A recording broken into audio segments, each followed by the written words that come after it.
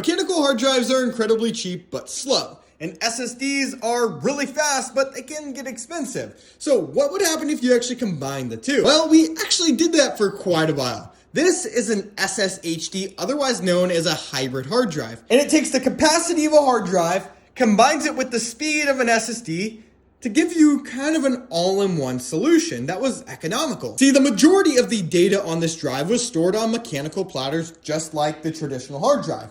But there was a small portion of NAND flash storage that was used as a really fast cache to actually speed up the drive. By dynamically moving your most used files and programs over to the flash storage, it gave you the capacity and cost of a hard drive, but still gave you the fast responsive behavior of an SSD. About 10 years ago, this made a lot of sense because SSDs were really expensive and hard drives had finally come down in cost to the point where getting something like a 1 terabyte SSD would have cost probably 3, 4, or even 5 times the cost of something like this, but still gave you capacity and the speed that most people needed at the time. But the popularity of these hybrid hard drives quickly faded. As soon as NAND flash came way down in cost, same thing with cloud storage, and then lastly, these drives were not very reliable. See, anytime that you're dependent on two different aspects of a drive to work together, in this case the SSD NAND flash and the hard drive itself, and switch those files between, you added another element of failure.